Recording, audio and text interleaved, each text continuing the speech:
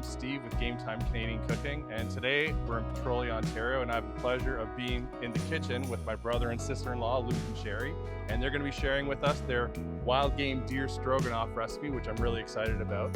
So stick with us, and hopefully you'll be able to learn how to do this recipe at home. All right, well, we're in the kitchen. Thank you guys again for hosting me today. I'm really excited to learn about this meal. We've actually known each other for 17 years. Yeah.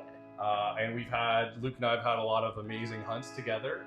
And Sherry and I have had a lot of creative adventures in the kitchen over that time too. Yeah. So I'm excited to start doing another one with you guys today. So thank you guys very much. So we're cooking deer stroganoff. What's the background with this recipe, Sherry? Where did this recipe come from? This recipe actually came from my sister when Luke and I first moved in together and I was really learning how to cook. Its intention is actually for beef, but it's a great game recipe because tough cuts or gamey cuts, it's been really forgiving. It's a great way to learn to like wild meat. Yeah. And it's just been really forgiving for any tough cuts. It's a great recipe. And how long have you been, perfecting this recipe, would you say? Well, with wild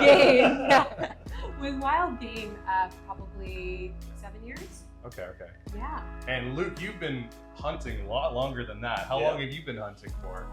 Oh, I've been hunting for a very long time. I believe, like with my dad, when I was 8 or 9 is probably my first memories of hunting, and it was more of a night hunt doing raccoons with dogs. Okay. So just kind of getting out in the woods for night and experimenting that way is how I got started.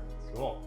And when did you harvest the deer that we're eating today? So yeah, this deer was harvested actually 2 years ago. Okay. Because of the moose that we previously got last year. I didn't have a meat freezer. That's good.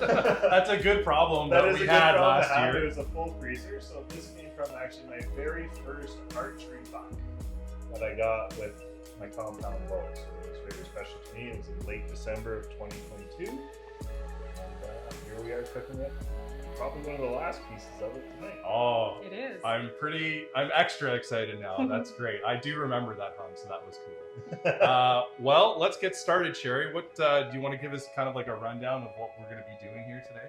Yes, so this is a classic braising situation. We're going to start by prepping some liquids and some spices to go into our crock pot. Then we're going to take our meat and we're going to sear it on the stovetop and put it into the liquid to slow cook for about 8 hours. That's great. Okay, well, let's get to it. What can I help with? That's what I'm here to do. I'm here to learn this recipe from you guys. So you guys just tell me what to do and I will hopefully do it. Alrighty, so how about you start with about a tablespoon of minced garlic. I've Okay. got a garlic press there. I can get you a second knife to crush and take the tip off of the garlic. Perfect. And I'm going to dice about 1 cup of onions. Sounds good. So the meat that we're going to be using today, like roughly how big is it? Any idea? Usually, well, Luke and I usually cook for just the two of us, so I usually select a recipe, or I've modified this recipe to be about a 1.5 pound roast. Okay. So it's not huge. Gotcha. That said, it's easily doubled or tripled. You can do it for as much or as little meat as you'd like. If you like a lot of gravy, then you can definitely double all of the liquid and spices that are going into it as well. But mostly the important thing is that the roast is approximately halfway covered in the crock pot. With liquid. With liquid, yep. Well, Luke likes his gravy. I do. Luke likes his gravy. That is a good thing. Good gravy is nice. Can I put the garlic right in here or keep it separate? Or right into the crock pot if you that's like. even better, yeah. Perfect, thank you. All right, so garlic is in. Perfect. 1 tablespoon of garlic. Minced. I'll leave you guys to it. Yeah, okay. Sounds good. Sounds good, Luke. And straight into the crock pot. Okay. And we're dicing the rest of a full cup of onion. I see you have bay leaves, Worcestershire. Is it broth? Yeah, and some of our homemade broth, although store-bought or water and bouillon is just fine as well. Okay. Do you want to add a tablespoon of Worcestershire right in there too? Okay, yeah. Big ones. Yep, that's the big one. And then what other ingredients are going into this as well? That's most of it. Other than that, we're gonna sear the meat, we're gonna brown it. Okay.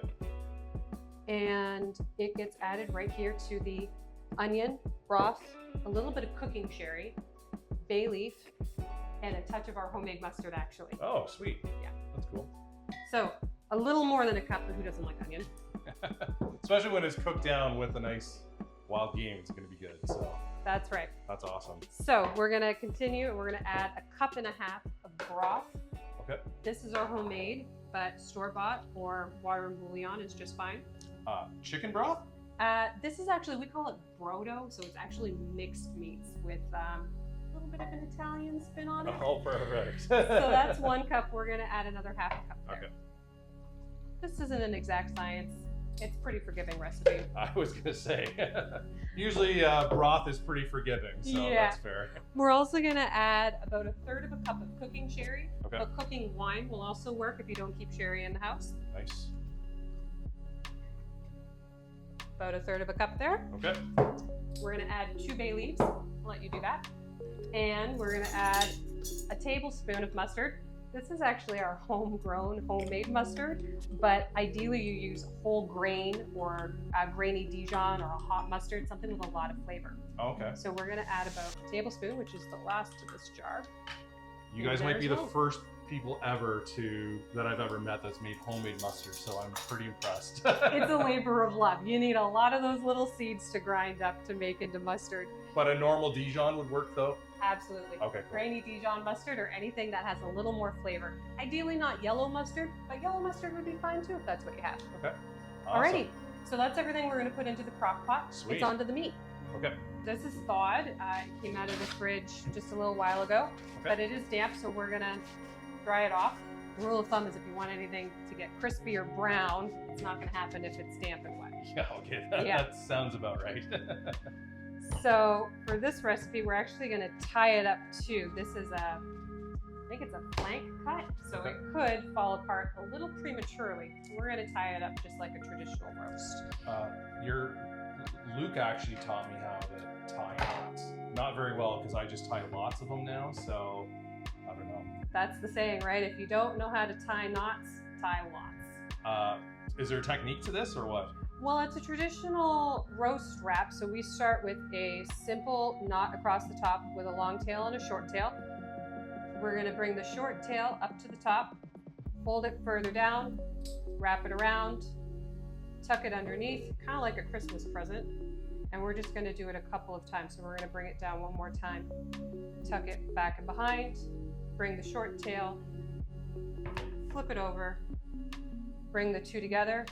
I like to tuck it underneath of the center. Yep. Before So it's tying nice and it tight. a little tighter. That's right. And it just helps keep the fibers of the meat together. That might be a little too tight. It helps keep the juices in while it's cooking. Okay. Largely, that's not a problem with this recipe because it's going to be sitting in broth and wine and all of those good things, but it helps. Okay, that's good. That looks pretty. It's tight. Yeah, that's a little tighter. For sure. So we're going to dry it off, and then we're going to salt and pepper it. Awesome. We're going to be pretty generous with the salt and pepper. Oh, I like that. Mm-hmm. That helps with the gaminess as well. That's true. How's that for pepper? And we're gonna pat it on, and Yeah. we're gonna flip it over. I'll let my hands be dirty. You can keep clean hands. I can. Okay, I'll put the salt on too. Then that's fine. Perfect. And we'll pat it on to stay, Perfect. and move on to the salt. Generous with the salt too. Yep, that looks about right. You can add one more if you want. Who doesn't like a little extra salt? Okay. Other side. Perfect. Awesome. So then we're going to move on to our cast iron, either a cast iron skillet or a cast iron Dutch oven, whatever you have in mind. Okay. So we're going to preheat the cast iron skillet, add a tablespoon or two of olive oil. You can add a little bit more if you notice it getting dry as you're cooking. Okay. And are you just looking for like a nice brown on each of the sides? That's right. So you're going to get about 2 minutes is a bit of a game ball per side. But whenever you get a nice brown skin on it, we're gonna do all 6 sides of the roast. So the 2 big flat sides, the 2 thin sides, and the ends. Oh, perfect. That's kind of the love of the recipe, you know. If you give the love to the meat here and now, the meal at the end of the day turns out better. Oh, awesome. So usually with cast iron and olive oil, you can tell that it's preheated when the oil starts kind of skating and glistening. Yeah, kind of dancing. Yeah. Mm-hmm. Which doesn't usually take too long on a gas range, which is nice. It does not even with the slow to heat up cast iron. So we will throw this piece of meat on.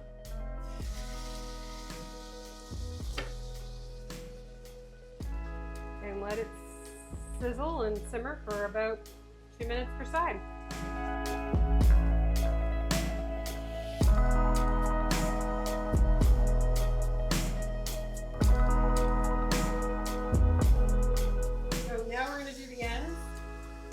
Takes a little babysitting. You kind of have to stand here and hold it. Yeah, I just hold so it can't flop over, I guess. That makes sense. That's right.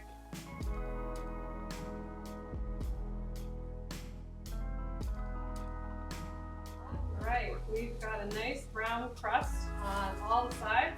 So we're going to transfer it out of the cast iron skillet and straight into that liquid that we prepared earlier. That looks pretty awesome. Just nestle it in. So that's what we want. It's okay that the roast is sitting up on top of the liquid, but more of the roast is in the liquid than out of the liquid. All right, 8 hours later. 8 hours later. I'm excited The to house see. smells good? Yeah, the house smells good. I'm excited to see what this roast looks like. All right. So we're going to take the roast out of the liquid. And we're going to slice and pull the roast while we take the liquid and turn this into a thicker gravy. So we're going to pour it into a small saucepan and we're going to put it back onto the stovetop. Okay. We're going to thicken it with, I usually use a little bit of flour, but if you're more comfortable working with cornstarch, that's fine too. Yep. So we're going to put this back on to a simmer, a low boil. Okay. And just let that go. That's right. Yep. So we're going to let it heat up and then we're going to add a little bit of flour or whatever that we need at the end. So this roast had strings on it. Let's not forget. Speaking of forgetting, I forgot I had bay leaves in that gravy, so we need to make sure we take those bay leaves out as well. Okay. Walk me through what we do with this roast now. First thing is we fish this string all the way out. Then it's kind of hot, so we're going to handle it carefully. We're going to cut it across the grain. I can see the grains going this way. Yep. So we're going to cut it kind of like this. We can adjust as we go. We're going to cut it into kind of thin steaks. That is tender. It is tender. And then we're going to pull it just with the back of a fork. And it's going to turn into shredded meat. And we're going to put it straight back into the crock pot. Okay. So. Oh, yeah. Yeah, we'll pull it with our fingers. It is hot, so we're handling it kind of carefully. Yeah, you have a lot more tolerance for heat than I do, so that's perfect. Yeah, that smells awesome. So I'll let you finish up with I that. can finish, yeah. And I'm going to find those couple of bay leaves I forgot. No problem.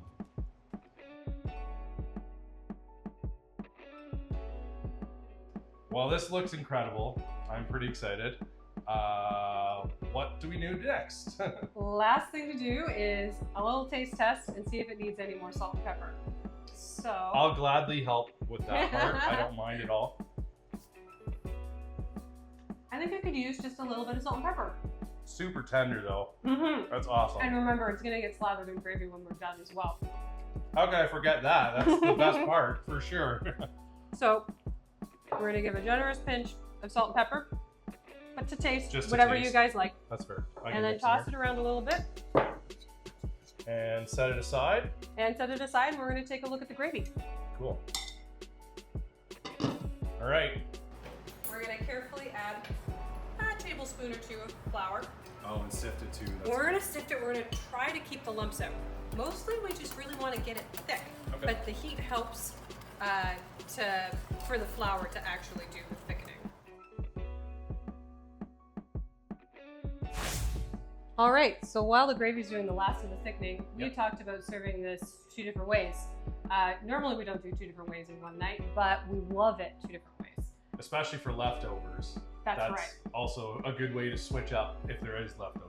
I don't know. I'm not making promises after today. We'll see. So we often pour it over top of egg noodles or rice, like a traditional stroganoff. Okay. And then the leftovers will go on a bun, like a roast beef sandwich. Yeah. We thought we'd show you guys both tonight. Pulled deer roast is going to be pretty incredible. So It makes that's awesome. a great sloppy sandwich. Okay. All right.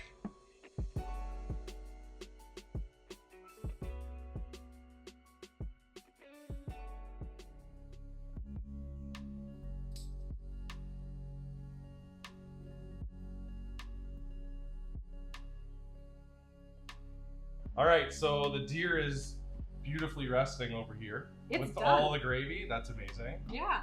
What's next? So now we're going to, because we're going to have it on a bun tonight, we're going to take some of our homemade buns and just lightly toast them. My favorite way to do it is to actually take a little bit of mayonnaise and we're going to toast them on the dirty cast iron skillet from earlier.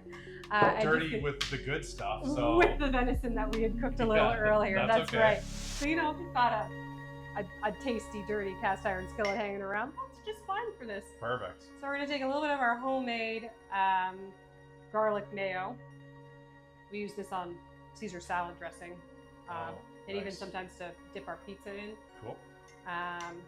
It's an all-purpose sauce that we make here.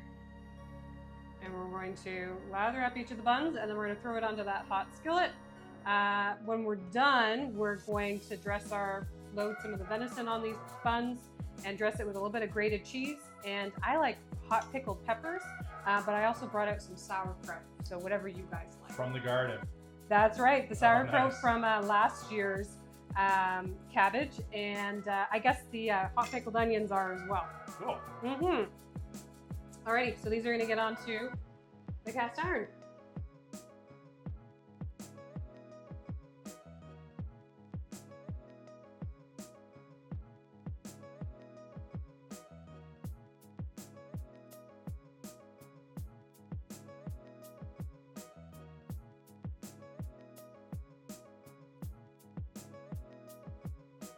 All right, everything's off the stove, looking fantastic. Plating time? Plating time, That eating means time. Eating time is soon. All right, that's great. Yeah. All right. So buns. So for the sandwiches, we're going to start with a generous helping of the meat, as much as the bun can hold, on each one, followed by some cheese. Who doesn't love cheese? Yeah. And I like some hot pickled peppers. By hot, we mean there's some jalapenos in there too. Oh yeah. But you might prefer sauerkraut, so maybe I'll make one up both ways. It smells hot. I love it. However you guys eat it, I'm eating it. No problem.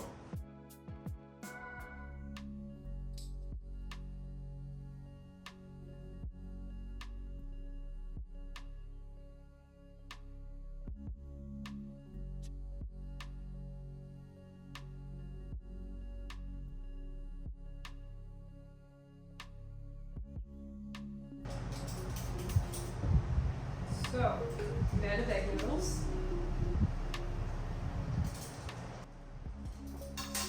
Followed by a little bit of sour cream, or today it's Greek yogurt. Creaminess. Yeah, it just helps that gravy kind of toss and cover all of your pasta a little bit to do, and I gotta tell you, it's really good. Awesome. These are some hearty plates of food right here. Well, I know you guys like to eat, so we're gonna eat, guys. All right, this looks incredible. I don't think I can wait anymore. Let's eat. Yes. Ready to eat? Okay. There we have it, stroganoff 2 ways. Perfect. Well, I'm really excited about the one with the pickles and Fair the enough. sauerkraut. I'm also a fan of that. Okay. I hope it's okay. I'm gonna grab this one. Sure thing. Okay. Well, eat up, guys. I appreciate this. All right, Sherry. Here we go. And one for our camera lady, Camera That's lady. right. Ray, who's been also watching this delicious food happening Wow. here in the kitchen. That is awesome. Really juicy. And you're right, like that pickled onions, sauerkraut. It's like a nice little zing for this Gives it a sandwich. good flavor. Yeah. That's awesome. That was all right. You know what? I'm having some. Steals the camera. Sorry, sweetie. This looks too good to wait. So. A little toss around, and it looks like a more traditional pasta dish. Mm-hmm. Yeah, you could almost never tell that was deer. Very forgiving recipe. Mm-hmm. How I learned to like wild meat. I am excited to try this at some point. You guys will have to critique my recipe down the road, but it's nice that you guys got to walk through this with me. I appreciate that. This was incredible.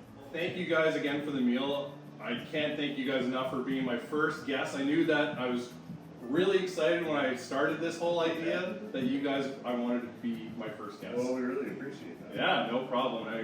You know, hunting and cooking is so important to you, and it is to me, so I thought you guys would be a perfect place to start. So thank you guys, and thank you for this wonderful meal. So what I'm doing for all of my guests is I'm reciprocating a meal that I've cooked or prepared, something wild. So I have something for you guys as a thank you for today. So I have some moose sausage that I made a couple weeks ago. It's nice and frozen, and it'll be good whenever you guys are ready for it, but hopefully you guys like it and enjoy. Thank you guys very much for being here again and allowing me to be here. I really do appreciate it. And I hope everybody at home has an opportunity to try this recipe down the road with your family and your loved ones, and if you do, have an extra bite for me. Hey. Thank you guys. Thank you. Thank you. All right.